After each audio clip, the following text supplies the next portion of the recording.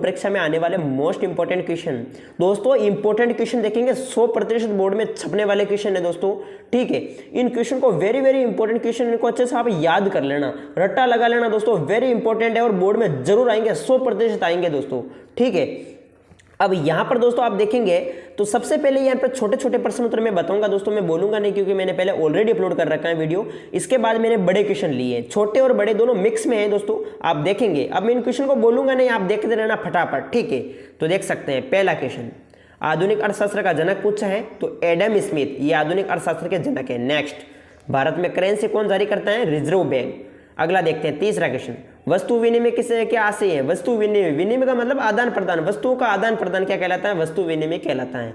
एक वस्तु के बदले किसी दूसरी वस्तु के प्रत्यक्ष विनिमय को वस्तु विनिमय कहते हैं। चौथा क्वेश्चन, आपका बिना टाइम गवाए फटाफट करवा रहा हूं दोस्तों, आर्थिक एजेंट से क्या तात्पर्य? आर्थिक एजेंट ऐसे व्यक्ति अथवा संस्थाएं होती है जो आर्थिक निर्णय लेती है। नेक्स्ट क्वेश्चन फटाफट देखते हैं, अंतिम वस्तु किसे कहते हैं? अंतिम वस्तु वह वस्तु जो अंतिम उपभोक्ताओं द्वारा उपभोग करने के लिए पूर्ण रूप से तैयार होती है, अंतिम वस्तुएं कहलाती है। ठीक है, नेक्स्ट, फर्म किसे कहते हैं? उत्पादन करने वाली इकाइयां फर्म कहलाती है। आगे देखते हैं नेक्स्ट क्वेश्चन, संतुलित बजट किसे कहते हैं? जब कुल आय तथा कुल व्यय बराबर हो तो उसे संतुलित बजट कहते हैं। आठवां क्वेश्चन है, उत्पादन किसे कहते हैं? वह प्रक्रिया जिसमें वस्तुओं में उपयोगिता का सर्जन होता है, उत्पादन कहलाता है। लागत किसे कहते हैं?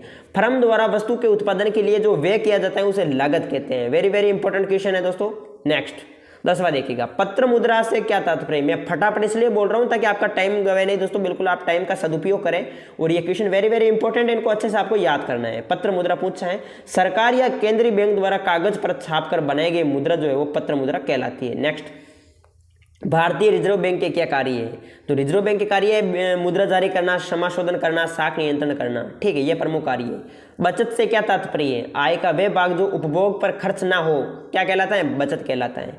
आय का वह भाग जो उपभोग पर खर्च ना हो करके बचा लिया जाता है, बचत कहलाता है। नेक्स्ट 13वां क्वेश्चन, भारत में वित्तीय वर्ष की अवधि होती है 1 अप्रैल से 31 मार्च, भारत में वित्तीय वर्ष की अवधि होती है। नेक्स्ट 14वां क्वेश्चन, आधुनिक अर्थव्यवस्था के जनक कौन है? तो आधुनिक अर्थव्यवस्था के जनक है एडम स्मिथ। नेक्स्ट 15वां क्वेश्चन, व्यष्टि अर्थशास्त्र किसे कहते हैं? मोस्ट इंपोर्टेंट, अर्थशास्त्र की वह शाखा जिसके अंतर्गत व्यक्तिगत इकाइयों का आर्थिक विश्लेषण किया जाता है, व्यष्टि अर्थशास्त्र जो है वो कहलाता है। नेक्स्ट क्वेश्चन देखते हैं आगे।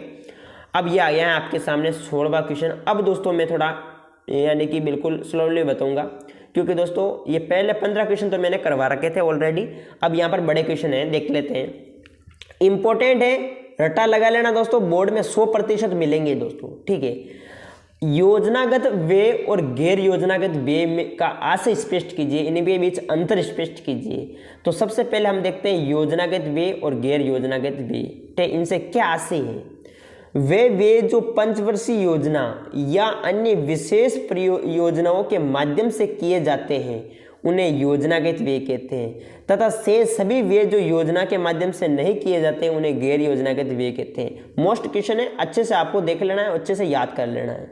देखते हैं आगे 17वां क्वेश्चन, ये देखिएगा, ये वापस बड़ा क्वेश्चन मैंने लिया है।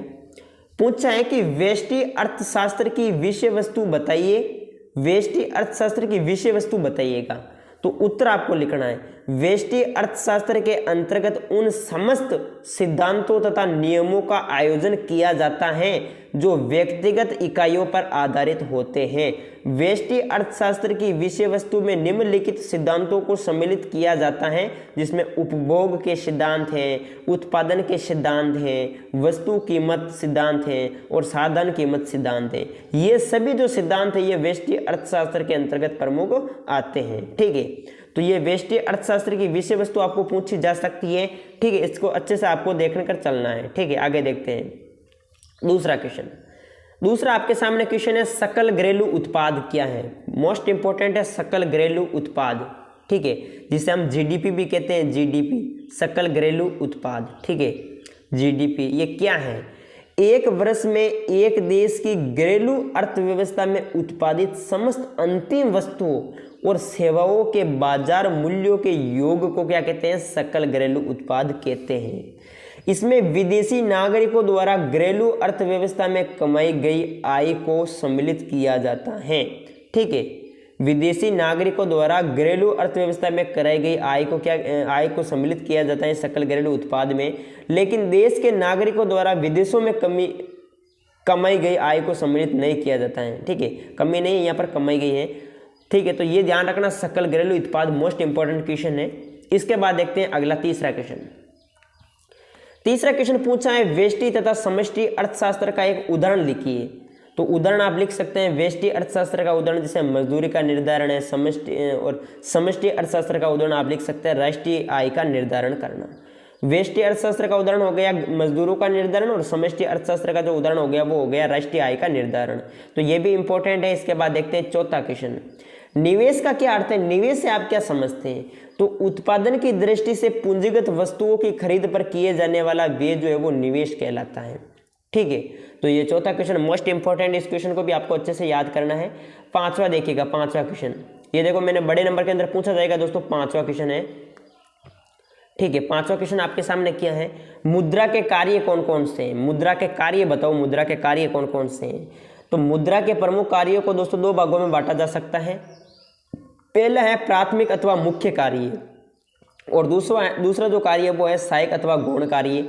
तो प्राथमिक अथवा मुख्य कार्य, सहायक अथवा गौण कार्य। इसके अलावा यहाँ पर देखो जैसे प्राथमिक कार्य के अंदर जैसे विनिमय का माध्यम है, मूल्य का मापक है, इस तरीके से है। तो आप ये याद ना करें तो डायरेक्ट याद कर लेना दोस्तों, विनिमय का माध्यम है, मूल्य का मापक है, ये प्रमुख मुद्रा के कार्य है। और इनको कुछ एक्सप्लेन आपको करना है। जैसे विनिमय के माध्यम में जैसे मुद्रा सामान्य रूप से क्रय विक्रय शक्ति के प्रतिनिधि के रूप में कार्य करती है, ठीक है। हम मुद्रा का आदान प्रदान करते हैं। इसके अलावा मूल्य का मापक यानी समस्त वस्तुएं सेवाओं का मूल्य मुद्रा में ही मापा जाता है, ठीक है, मूल्य को मापा जाता है। तो इस तरीके से ये प्रमुख मुद्रा के कार्य हो गए दोस्तों, बड़े नंबर के अंदर पूछा जाएगा दोस्तों लघुत्रात्मक क्वेश्चन के अंदर।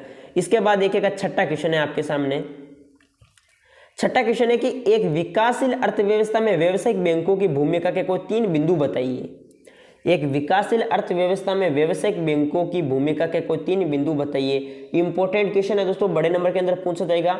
देखिएगा उत्तर आपको लिखना है, पूंजी निर्माण में सहायक, ठीक है, यानी विकासशील अर्थव्यवस्था में पूंजी की कमी होती है। ये बैंक लोगों के छोटे छोटे बचतों को एकत्रित करके पूंजी का निर्माण करते हैं। तो दोस्तों ये प्रमुख आपको ध्यान रखना है, विकासशील अर्थव्यवस्था में व्यावसायिक बैंकों की भूमिका निभानी है। तो पहले व्यावसायिक बैंक का प्रमुख कार्य हो गया पूंजी निर्माण में सहायक है। दूसरा पॉइंट आप लिखेंगे बैंकिंग आदतों का विकास, यानी व्यावसायिक बैंक ग्रामीण एवं पिछड़े क्षेत्रों में बैंक शाखाओं का विस्तार करके लोगों में बैंकिंग आदतों का विस्तार करते हैं। इसमें देश में शाखा निर्माण को बल मिलता है।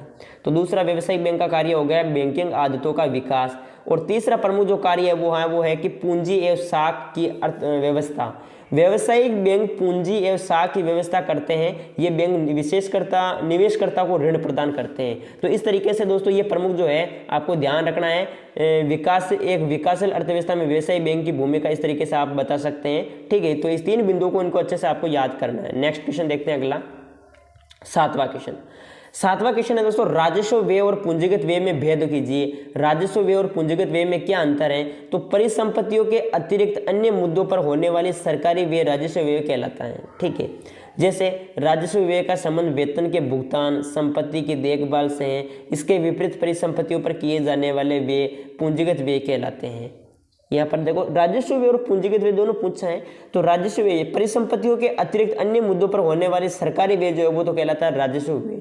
और पूंजीगत व्यय, इसका उदाहरण भी दे रखा है। जैसे राजस्व व्यय का प्रमुख, जैसे राजस्व व्यय का संबंध वेतन के भुगतान से है, संपत्ति की देखभाल से है। और इसी के विपरीत देखो परिसंपत्तियों पर किए जाने वाले व्यय पूंजीगत व्यय कहलाते हैं। इसके अंतर्गत जैसे भवन निर्माण है, सड़क निर्माण है, पुल निर्माण है, ये प्रमुख जो है अपने पूंजीगत व्यय के अंतर्गत आते हैं। तो ये पूछा जा सकता है राजस्व व्यय और पूंजीगत व्यय, इंपॉर्टेंट है, ध्यान रखना। आगे देखते हैं, मुद्रास्फीति किसे कहते हैं। मुद्रास्फीति वे स्थिति जिसमें मुद्रा का मूल्य गिरता है और वस्तुओं की कीमत बढ़ती है, ठीक है। कीमत में वृद्धि होती है, मुद्रा घटती है, तो ये मुद्रास्फीति कहलाता है, ठीक है।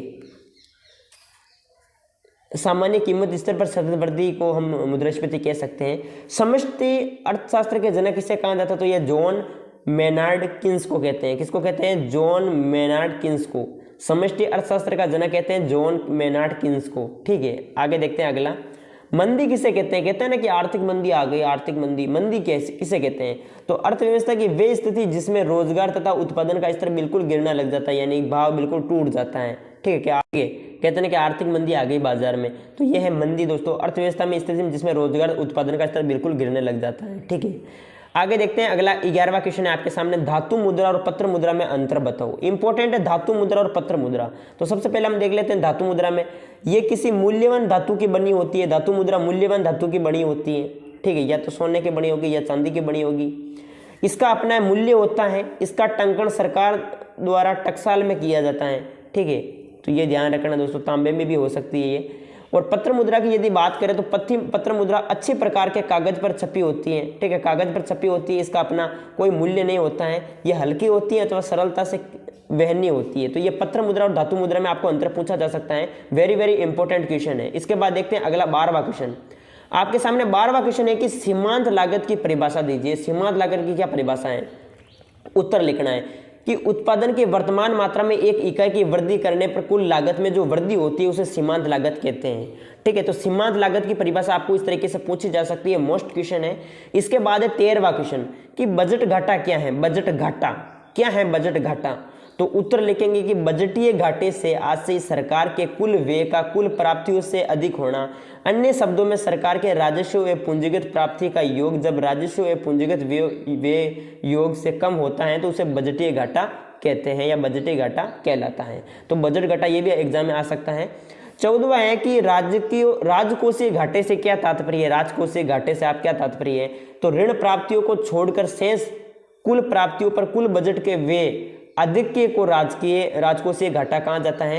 राजकोषीय घाटा वर्ष के दौरान दायित्व में वृद्धि की माप करता है, ठीक है। तो राजकोषीय घाटा ये भी इंपॉर्टेंट क्वेश्चन है। इसके बाद है आपके सामने ये 15वां क्वेश्चन देखिएगा। 15वां मोस्ट इंपॉर्टेंट बड़ा क्वेश्चन मैंने लिया है, ठीक है। आपके बड़े नंबरों के अंदर ये प्रश्न पूछा जाएगा कि सकल घरेलू उत्पाद सकल राष्ट्रीय उत्पाद में अंतर स्पष्ट करो। मैं बड़ा कर देता हूं ताकि आपको स्पष्ट नजर आए दोस्तों, और बाकी आप जो है इनको अच्छे से याद करना, नोट करना है। सकल घरेलू उत्पाद और सकल राष्ट्रीय उत्पाद में अंतर पूछा है। तो देखो पहला उत्तर आपको इस तरीके से लिखना है। सबसे पहले तो हम सकल घरेलू उत्पाद की बात कर लेते हैं, ठीक है। सकल घरेलू उत्पाद में जैसे मैंने पहला पॉइंट लिखा है कि सकल घरेलू उत्पाद और राष्ट्रीय उत्पाद में अंतर बताना। तो पहला पॉइंट है कि सकल घरेलू उत्पाद सभी घरेलू उत्पादनों को मापता है। इसकी उत्पादन इकाइयों की राष्ट्रीयता कोई भी हो सकती है, ठीक है। सकल घरेलू उत्पाद घरेलू उत्पादन के स्तर को संदर्भित करता है और इसमें घरेलू सीमा को ध्यान में रखा जाता है। जो सकल घरेलू उत्पाद है इसमें घरेलू सीमा को ध्यान में रखा जाता है दोस्तों। तो ये प्रमुख सकल घरेलू उत्पाद हो गया। और अपन देखते हैं सकल राष्ट्रीय उत्पाद। यहाँ पर देखो सकल घरेलू उत्पाद और सकल राष्ट्रीय उत्पाद की बात की गई है। सकल राष्ट्रीय उत्पाद एक क्षेत्र की राष्ट्रीयता के द्वारा उत्पन्न उत्पादन का मापन करता है, सकल राष्ट्रीय उत्पाद कहलाता है। जो सकल राष्ट्रीय उत्पाद है वो एक क्षेत्र की राष्ट्रीयता के द्वारा उत्पन्न उत्पादन का मापन करता है। सकल राष्ट्रीय उत्पाद किसी भी व्यक्ति या किसी देश के निगम के उत्पादन के स्तर को मापता है। इसमें क्या होता है, सकल राष्ट्रीय उत्पाद में इसमें राष्ट्रीयता को ध्यान में रखा जाता है, ठीक है, राष्ट्रीयता को ध्यान में रखा जाता है। तो ये इंपॉर्टेंट है, देखिएगा सकल घरेलू उत्पाद और सकल राष्ट्रीय उत्पाद के बीच आपको अंतर पूछा जा सकता है। तो इस तरीके से फटाफट दोस्तों हमने 30 प्रमुख इंपॉर्टेंट क्वेश्चन देखे हैं। आई होप कि आपको वीडियो अच्छा लगा होगा। अच्छा लगा तो लाइक करें, चैनल पर नए तो जरूर सब्सक्राइब करें।